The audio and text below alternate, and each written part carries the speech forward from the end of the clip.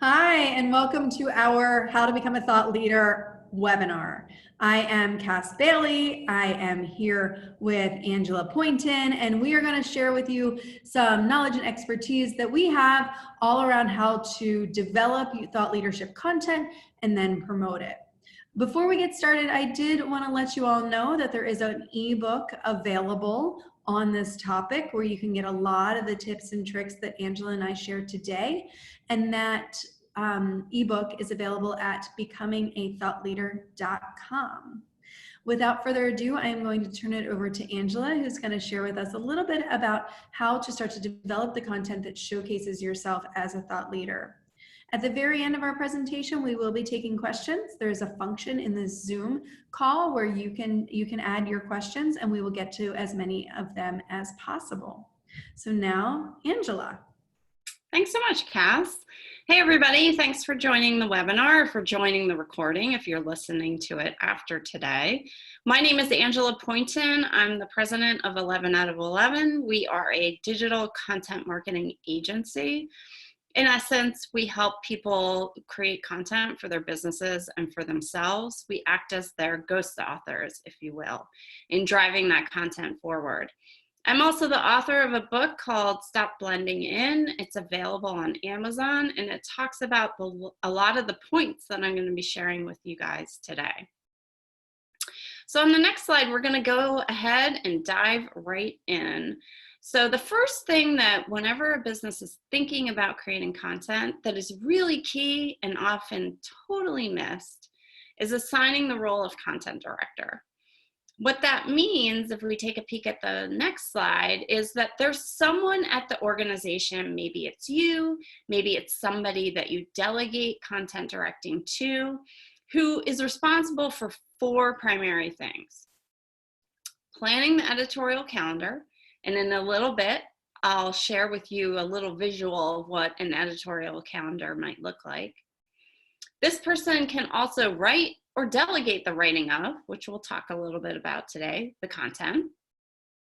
They also are responsible for reviewing and proofing all the content before it goes out there, and then they're responsible for publishing and sharing all the content.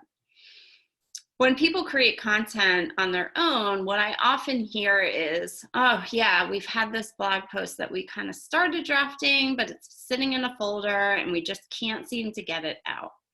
Or we have ideas for creating content, but we just haven't been able to start that initiative in a rhythmic way or actually getting it done. The content director solves all these problems because they are responsible for managing the content. And it really is key that somebody, it doesn't have to be their full-time job, but somebody is assigned for this role. For our clients, we serve the role as content director. So that's why they choose to hire us, is to outsource that role rather than insource it or take it on themselves. But the point is, the role is really critical in making sure that you're getting it done. And if you struggled with creating content before, I'm betting that it's probably because this role hasn't been figured out yet. Nobody's taken responsibility for it. On the next slide, we'll talk a little bit about selecting your primary form of content or forms of content. So I've put together a list of formats that are possible, but before we go through those, I just want to point out one thing. Whenever you're picking a format for your content to exist in, make sure it's super easy for you to do. One of the biggest mistakes that we see companies make when they're trying to produce content on their own is that they pick a format because maybe their competition creates content in that format, or they think it's cool, or just kind of on the cutting edge of what people are doing. But in essence, it's really hard for them to do, and it's uncomfortable for them to do. If you're leaning down that path or headed down that path, I can guarantee you the content's not going to get created because you're not going to be motivated to create it because it's difficult. So instead, pick something that's really easy. So if writing comes really easy for you, 1 and 2 are great. Writing blog posts, every website should have a blog, hands down. Written blog posts are great. Google cares most about them, or if they're 800 words or more. So make sure you're writing not just a paragraph, but a full, well thought out post.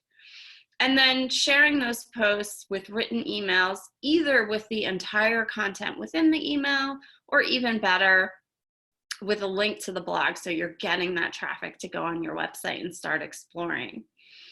If writing comes easy to you, that's great. Or if you have people who are really skilled at writing on your team, 1 and 2 are perfect.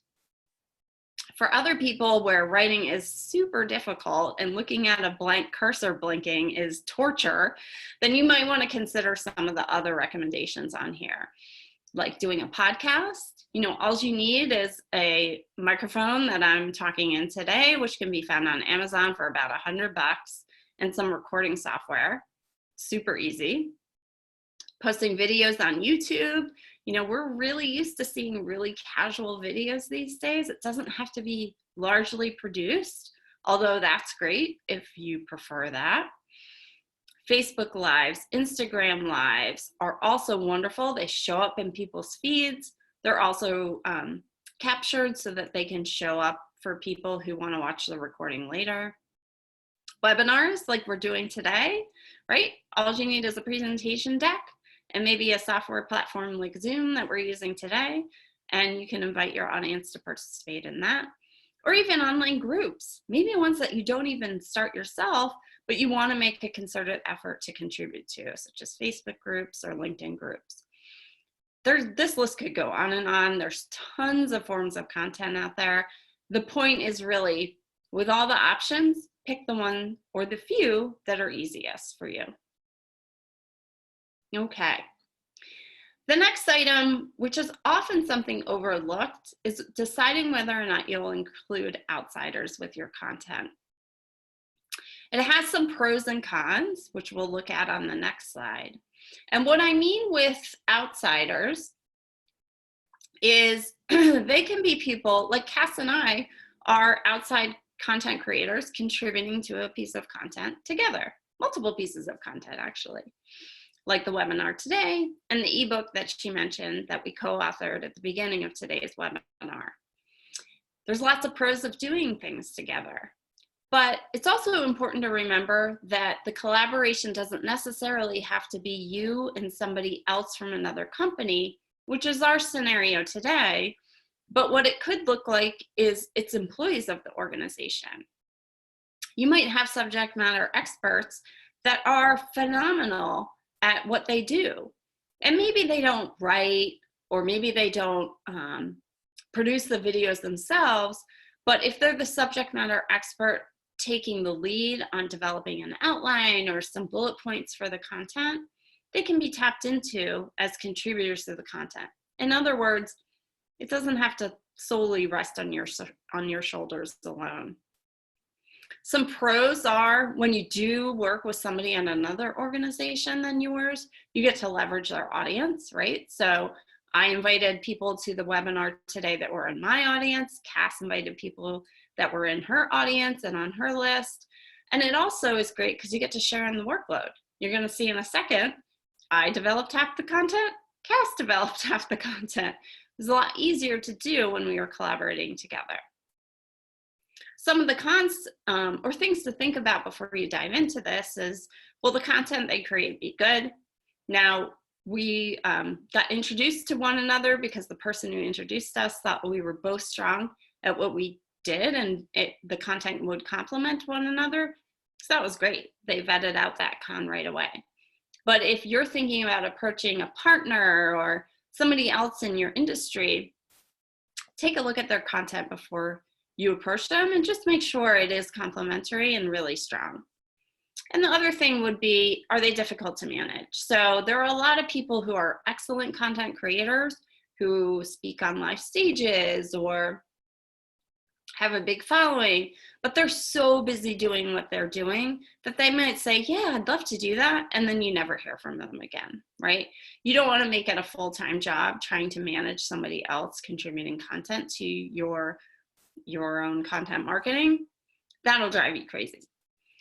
So I would just suggest that when you have these conversations with people, whether they're employees or outside participants, that you set expectations up front. Like, hey, here's what I'm going to do. Would it be cool if you contribute in this way by this date? If everybody agrees, it sounds like it's going to be a good relationship. On the next slide, let's talk a little bit about the benefits of working together. So we already talked about sharing audience, right? And by doing that, you are potentially doubling your list size when you invite somebody to read content that you've collaborated on with somebody else. But there's other benefits that are outcomes as well. If that person is sharing the content once it's produced on their social media, it's getting promoted even more. If they are tagging you, even if somebody doesn't read the piece of content, they might go to your profile on social media or your company's profile on social media and follow your page. So it's a way to not only get visibility on the singular piece of content that you're doing together, it's an opportunity to get visibility to your brand entities, your website, your social media profiles as well. When you're working with employees, there is something wonderfully beneficial, and I talk about this in my book, which is when you're branding an organization with the content and all of the content is coming from the head of the organization, in other words, you as the entrepreneur or the business owner, there is only a singular amount of value in that thought leader, right? Speaking on behalf of the organization. But if you have your vice president of operations, who is the author of some of the content, and by author, I mean, maybe they're helping to provide insight into the content. They don't literally have to be the person writing it unless they want to. That could be your content director who writes the piece or creates the pieces. But you're spreading the wealth of thought leadership across your organization when you have multiple voices and multiple subject matter experts. And that's really strong, and it's a competitive advantage for your business that most businesses don't think about. These are not thoughts that go through their mind. How do I develop thought leadership across my enterprise? It is a huge competitive advantage to have strengths in all areas of your business and give voices to those people. You trusted them, you value them, you hired them. It's about content creation is about amplifying those voices and creating that thought leadership with that content. Okay, so on the next slide, I wanted to give some ideas about, okay, this all sounds good. What should my angle be? What should I create content about? So let's dive right into that. One of the first things to think about is, what do my prospects and clients ask me about all the time, right? They are the best sources of content ideas. When we create content to simply answer questions that we hear a lot, we're going to do a great job because people are asking us for our perspective on things, and we're delivering it to them in private on the phone or on a Zoom call nowadays, right? Or in meetings with clients. If we develop content and provide those answers to individuals who are seeking them, this opens the door for prospect opportunities, right? So one, it's helping to educate your audience. But two, if we're literally answering the questions that people ask us, more than likely people are also Googling for answers to those questions too. And so when we create content with that in mind, we're helping our content and our website and our brand with search engine optimization, kind of as a second benefit, right? So let's dive into some actual topics that we could talk about. The first one is top 5 tips you talk about. Oh, let's go back one. Top 5 tips you talk about with your prospects. So these might be, okay, every time we have a prospect meeting, we're recommending that they think about 1, 2, 3, 4, and 5. What are those things, right? So I know for us, we're talking about the 5 things that I just spoke about. Who's going to be the content director? Oftentimes we're talking about how we approach that role ourselves for our clients. What are the mediums of content creation we're going to attack? And so on. For you, it's probably different. You know, if you clean people's pools for a living, it might be the way that you approach cleaning pools. You know, what are the tips that you would talk to with a prospect that you were speaking with outside their home in front of their pool? The next one is going to be around commentary on other articles written, which means if there are industry pieces or pieces that business publications are producing, adding your commentary to those articles. So let's say Content Marketing Institute, which is a big industry in our world, created some article about why blogs should be at least 3,000 words long. We would certainly want to contribute some commentary to that, right? So we'd cite the article in our piece and we talk about our opinion on that. For you, it might be an industry group or an industry publication that's putting out articles about what you do for a living. Simply take that article, cite it in your blog, and write your own commentary around it, or in your video, or in your podcast, and so on. The next one is related to things most clients don't know, but they really should know. So as you're going through an engagement with a client, what are you educating those clients on?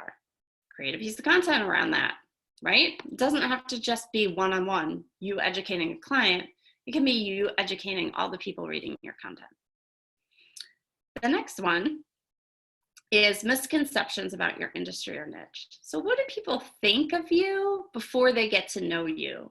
Or what do people think about the industry that you're in? That's a misconception or something that's misunderstood. How can you clarify that? So doing that in a piece, whether it's a video, podcast, or a written piece, is great. You get to clear up some misunderstandings about the way that you work. And on the next one, how some companies do things within your industry and how things can be done better. So this is about checking out your competition. You know you do this anyway, and you talk about them and how they approach engagements or how they approach delivering products to clients. And you think things can be done better because you do them better. So let's talk about the industry that you live in. Talk about, without maybe naming some competition, how things are done, and then present how you believe things can be done better. Make sense? Okay, on the next slide, I just wanted to talk a little bit about case studies. So on this slide and the one that follows, case studies are a great piece of content. They have the risk of being a little bit salesy. So if you're creating content and you're writing case studies, you want to make sure that you're really educating the people who are reading it. You're not selling your services. People often ask us, okay, but how much of my content should be sales? How much of it should be educational? It should be 95% educational. If you're writing anything, if you're creating a video on anything, the goal is to educate people or they won't watch or read it. If you're writing a case study, you should approach it in the same way. You should talk about the client's problems, how they went about solving those problems, and what problems were solved and what were the results. You are the very end of that case study and the very end of any piece of content. There should be, at a minimum, 2 calls to action in every piece of content, and this is your opportunity to sell, right? So the first call to action should be something that they could do to learn more. In our webinar, Cass opened it up by telling you how to download the ebook. That's a soft offer. It's a soft call to action. You like what we're talking about today? Download the ebook and learn more. So that's number 1. The second one is, do you want to work with us? Do you want us to be your content director? Here's how to get in touch with us, right? So you're going to email me, Angela at 11outof11.com, if that's of value to you. But when you're creating content, that's it. Don't sell yourself beyond that. People will learn to not follow your content if you do that because it's too salesy. Okay. So next, we're going to just briefly look at, on the next slide, a content director's schedule. So I mentioned I was going to give you a peek at this. It's a simple Google sheet. Anybody can put this together. We just on the left have when we're going to be releasing the content. So on average, we were doing 2 pieces of content a month for this client. What kind of content that was, what service of the business were we tying the content to. So in this case, we were talking about human resources of talent acquisition, what the topic is, when we were looking to publish it. We always had a subject matter expert except for the first 2. So who was being interviewed for the content, and then the status of the content, right? Super simple. It's your guidebook to what you're going to create. It's also really simple that if you have this as a running document, if you have an idea, you drop it in the document and then work on scheduling it when you have some time. So this is key to keeping yourself on task and organized, and specifically your content director. Okay.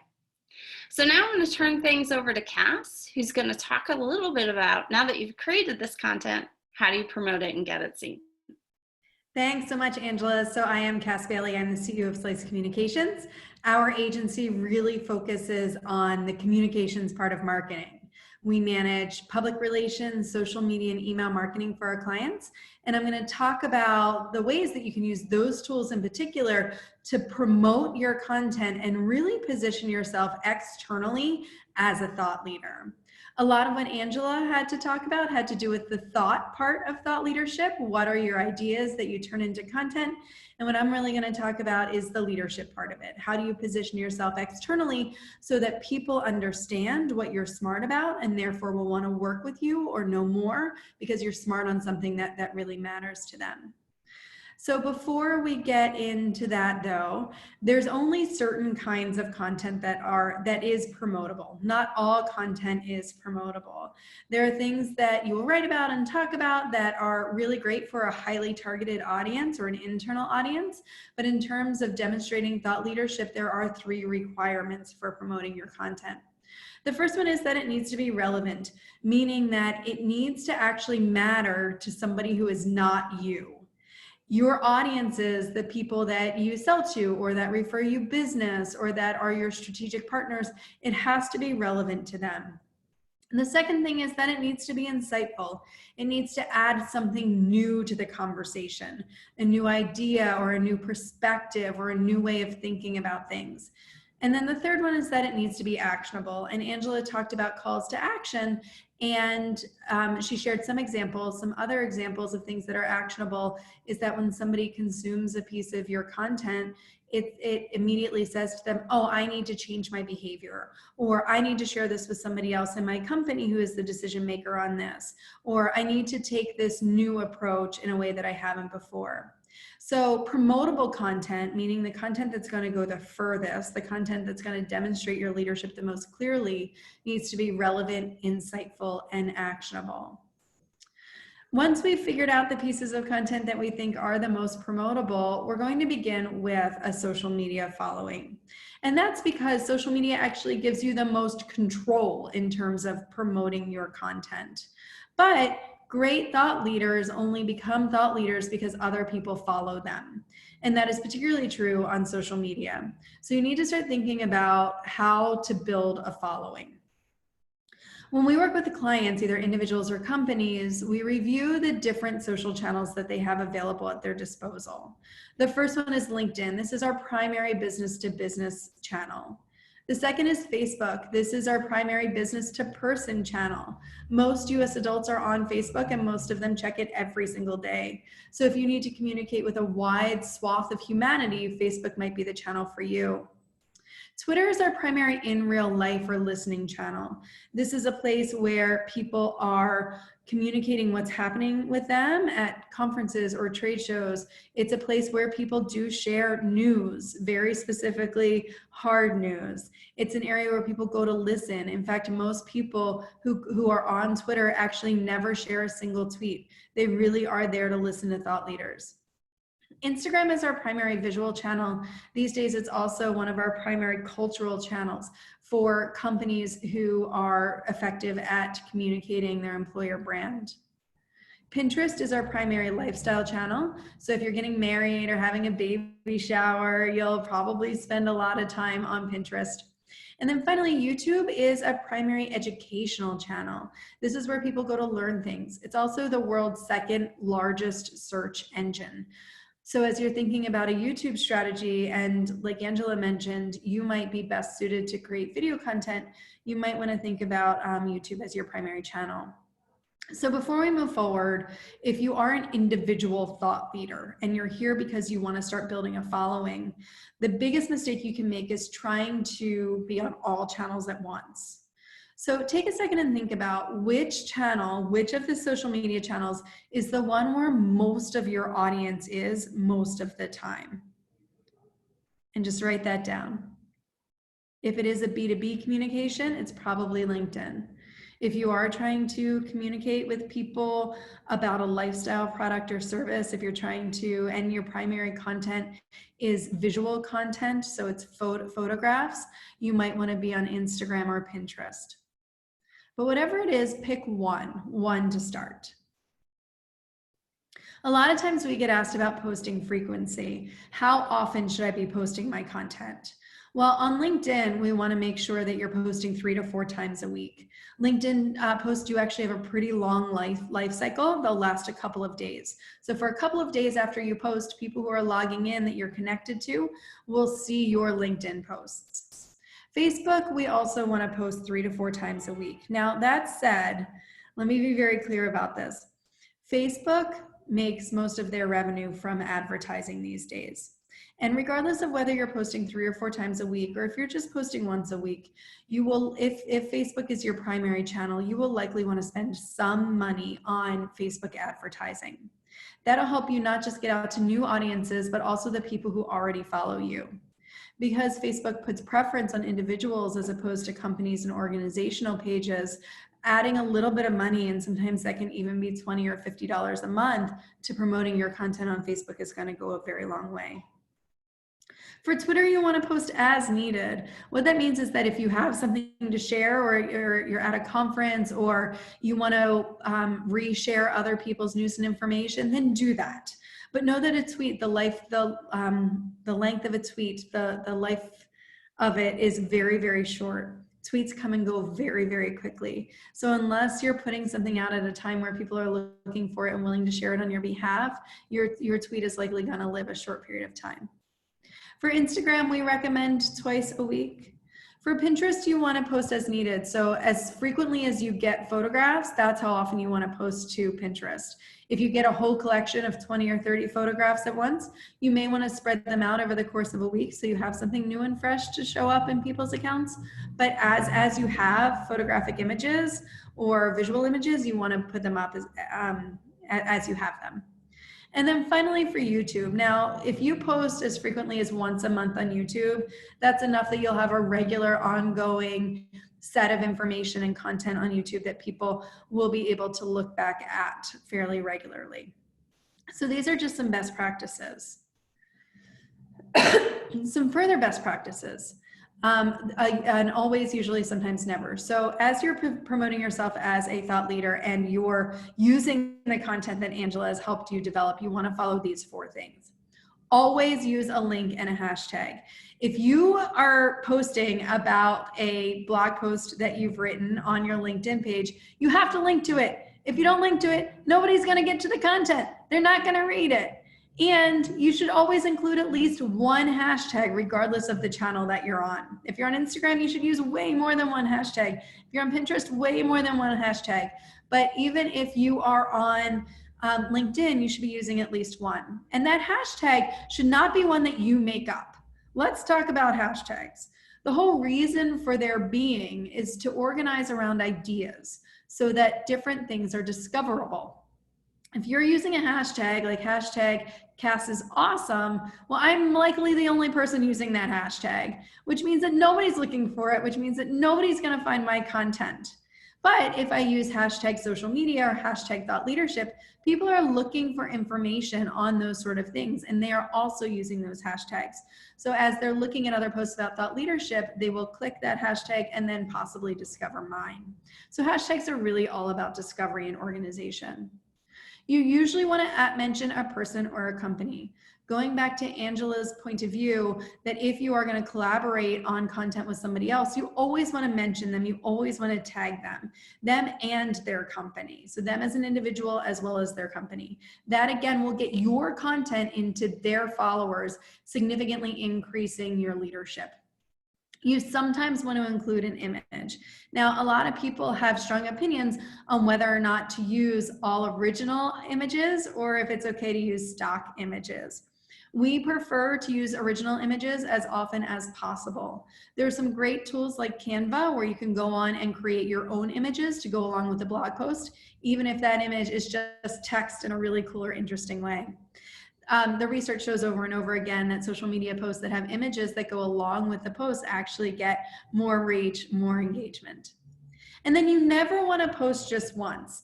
A lot of times we work with clients and they have a new blog that they've written or they have a new video that they've produced and they put it out onto the internet on their social channels once. Well, that's kind of silly. Because they put so much time and energy into developing that piece of content that to only post about it once significantly limits the number of people who are going to see it. Maybe your most important contacts or prospects haven't logged in that week. They were on vacation. If you don't post about it again, they'll never see it.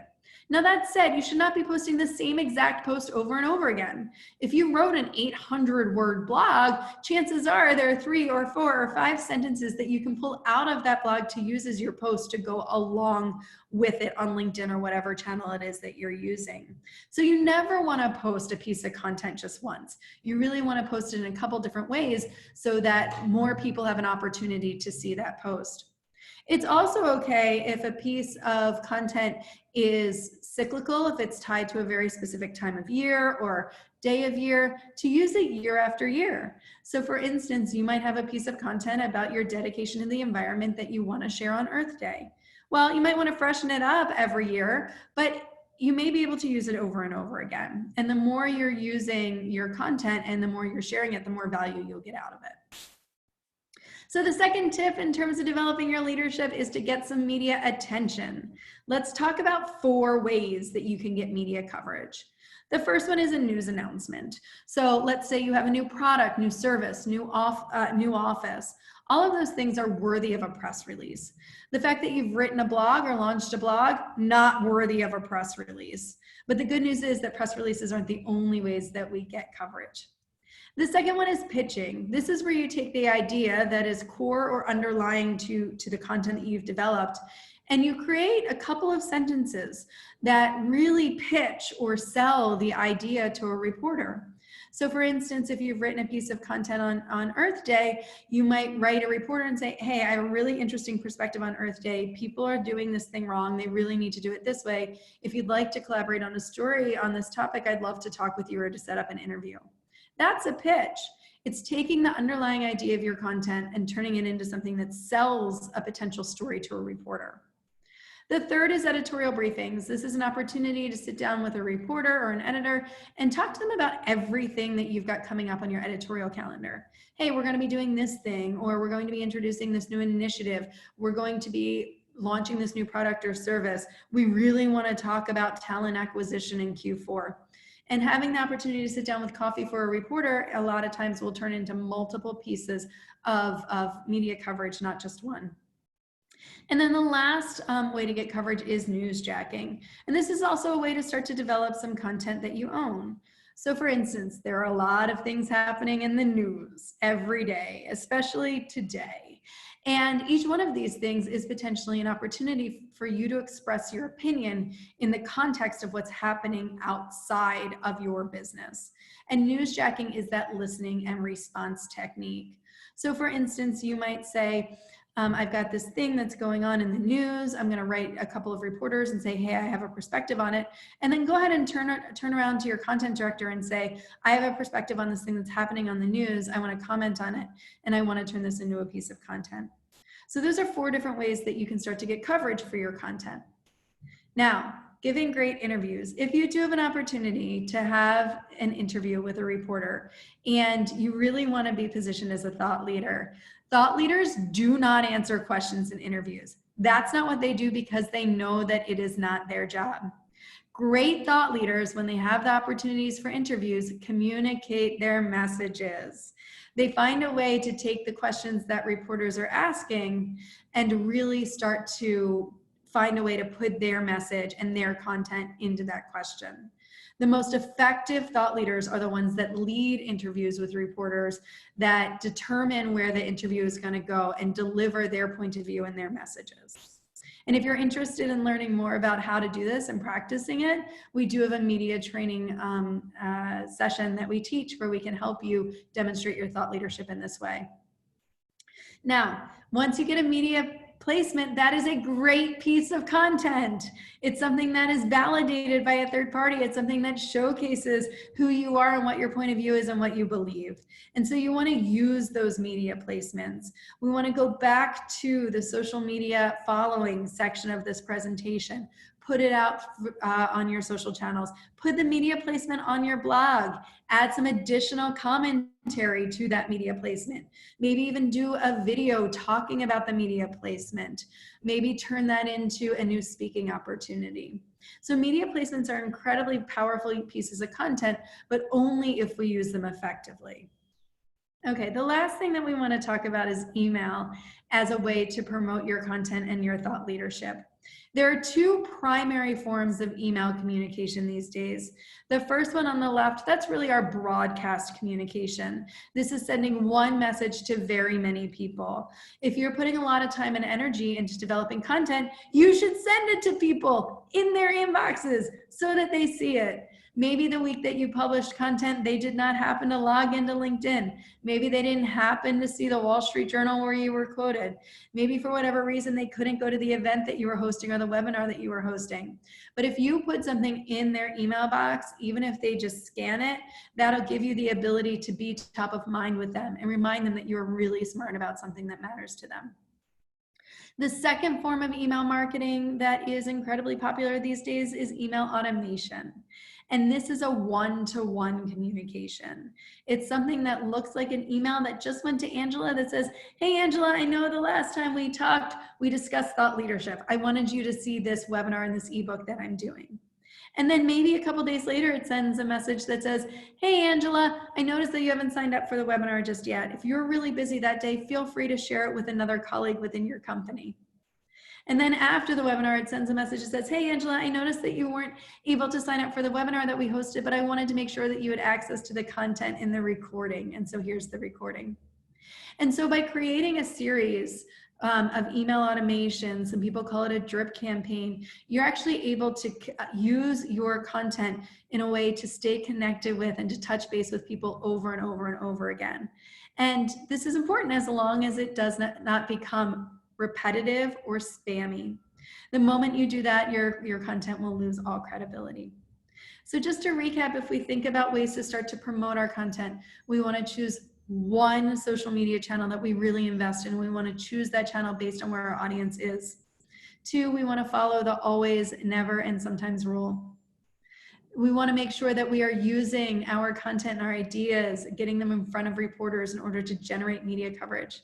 And we want to use our email tools, both our email broadcasts and our automation, to make sure that we are proactively getting our content in front of people. If we use all of these tools, we're going to create a surround sound for our content. People will see it on LinkedIn and then maybe get an email and then maybe see an article about it and then maybe sign up for a webinar and then hopefully attend an event. And using all of the content in that way, in a way that incorporates surround sound, is the opportunity to create real leadership, to get more people to follow you, to get more people to want to engage with you. And that's where leadership comes from. And so the surround sound approach is one that you can put into effect for yourself pretty easily, or at least you can start in certain places. Or if you want to put everything into place right away to really promote your thought leadership, we can help you with that as well. I want to do one shameless plug before we get started, before we open for questions, which is about Social Media Day. So if you're interested in learning about how to apply more of these methodologies and learning from people who are really, really smart about this topic, you can come to Social Media Day, which is on June 30th, and we will have early bird tickets available soon. So with that, we're going to open it up to questions and answers. For all of you guys who are participating online, there is a Q&A box here on the Zoom function where you can ask us any questions that you'd like. Angela, I know that you received a couple in advance from some people who have some very specific questions on becoming a thought leader. Oh, you're muted. I'm going to unmute you. Unmute you. Okay, I'm sorry about that. I'm going to take the first one, give you a little break. So one of the questions that we received was, okay, so you said blog posts should be about 800 words long. How long should a video or a podcast be, or a webinar for that matter? So I'll give you some general rule of thumb for various formats. If you're creating videos that are highly educational, where you're giving tutorials and walking people through things, they can be a bit longer. So like 5 minutes is probably about the max where people will sit and listen if they're deliberately learning something that they're interested in learning. If the video is just a little snippet, something small that's educational, I would highly recommend considering less than a minute on a video. We all know that we're super busy, and when we get a link to a video, we're excited to watch it. But if we open the video and we see that it's long, we're gonna stop watching before we even invest, right? And so if somebody hits the play button and they see the video is 57 seconds, that's really powerful, because everybody's first thought is, I can spend less than a minute watching this. I have that time. And so use that to your advantage. The shorter, the better, unless it is really, truly worthy of walking someone through a process, like how to fix your lawnmower, right? That needs to be longer than a minute. But short snippets are preferred when they can be. As far as podcasts, I would say around 30 minutes is great. Webinars, 30 to 45 minutes is great. And again, going back to written content, for blogs, we're looking for 800 or more words on those. Cass, we got one more question in that I think is for you, which is around time of day that you would recommend sending emails, or day of week for that matter, or posting on social media. Do you have a preference? Sure. So for sending emails, the good news is that most email marketing tools today will actually give you recommendations based on your very specific list, your open rate, and your click-through rate. So that's a great tool to be able to use to say, okay, I know that my people are likely to open on Sundays at 2 p.m. I'm going to send it at that time. So listen to your email marketing tool as much as possible. Also, though, don't be afraid to try things. Try sending an email at 12, 11 p.m. or try sending one in the middle of the night and see what sort of response you get. People expect to get emails all times of the day and night today, so really think about that. In terms of posting on social channels, it depends on your channel. And each one of the channels will have recommendations in terms of when to post. If you go into your analytics on your page, whether it's Facebook or LinkedIn or Twitter, it'll actually show you what days and what time your audience are online. Your audience is online, so that you can make sure that you are posting right around those same days and times. LinkedIn, like I said, does have a longer shelf life for posts. So don't overthink when you post on LinkedIn. Just know that it's going to live for a little while. Instead of racking your brain or getting really obsessed with what day or time to post, instead spend your time reaching out to friends and colleagues of yours and saying, hey, I just posted something on LinkedIn, will you share it? Because that'll automatically give you a longer life cycle on that post than just making sure that you post at 8 a.m. on Tuesdays, because that's when you think people are online. Yeah. Good. So I'm looking at our attendees who have hung on till the end: Danielle, Heather, Hope, Jamie, Jenna, Juliana, Kate. If any of you have questions, just use the Q&A at the end, at the bottom of the screen. We do have a question from Francisco, who says, regarding the posting frequency best practices, in your opinion, is it possible to oversaturate any of the platforms? It is. And here's what it looks like. And you guys have probably seen this. When somebody posts the exact same thing over and over again, a couple days in a row, that is saturation. Or if they post something on LinkedIn, that's the exact same thing that they post on Facebook, but the @ mentions don't work. And it's the same thing that they post on Twitter, but the hashtags don't work. That looks terrible. Don't do that. That is like the wrong kind of saturation. That said, if with every post you're really thoughtful of, okay, if I were to talk to somebody at a cocktail party about this piece of content, how many things would I say about it? Would I say 4 things about it? Would I say 5 things about it? Would I ask them a question about it? Think about what you would actually say to a human being at a cocktail party about the content, and then follow that approach when you're putting together your posting plan to put out the post related to the content. Remember, social media is social first. That means it's about human beings. It's not about the platforms, it's about humans. So as long as you're thoughtful about how you're communicating to actual human beings, you will not oversaturate the channel. Good. So we have another one from Tammy. Can multiple people from one company post the same content in the same week with a different intro or perspective? Yes, yes, do that. Research shows us that back in the day, people needed to see something 7 times before it actually broke through with them. Today, we're seeing the numbers closer to 11 or 13. Somebody needs to see something 11 or 13 times before they actually get it and consume it. So if different people are posting with a different intro, different perspective, different point of view, they're saying, what I really liked about this piece of content was this, and they're doing it in a very human way, then that is absolutely a best practice to follow. Yes, and she says thank you. We're at the 45, so maybe we have time for one last question from Julie, which is, I think for you, Cass, as well. Do you have any tool recommendations of things that you like for scheduling? There are some things that we like. We use Sprout Social. We've also used Sprinkler. We've used Hootsuite. We have used Social Report. We've used Nuvie. Like, you name it, we've used it.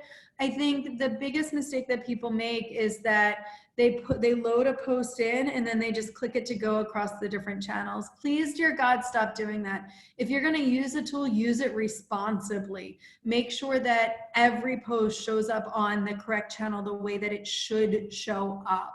And that's my ask to you. In terms of the tools, they change all the time. Some of them, the APIs are better than other APIs. We actually review every 12 to 18 months. And if you wanted to ask us what our favorite was at the moment, you can always reach out to us on our website, or you can tweet at us at slicecom.com or at slicecom, and we'll tell you what we like at the time, but they are changing. My big thing is, please, dear God, don't use these tools irresponsibly and just use them to spam. It makes you look really bad. It cheapens like all of the content that you've developed. I agree. I agree. Good. Well, thank you everybody for attending. Cass, do you want to tell them how to download the ebook again? Yes, you can get the ebook at becomingathoughtleader.com. Also, just a special little insight tip for all of you who participated and stayed till the end. Angela and I are going to be co-hosting a live event on this topic in the fall. So stay tuned for more information about the when and the where, because we'd love to meet all of you in person and share with you just in more detail our perspectives and our experiences on helping people become thought leaders. Thank you. Bye. Bye. Okay. All right. I think we're all done. Awesome. Stop. Oh, pause, stop recording. Do you want to stop recording?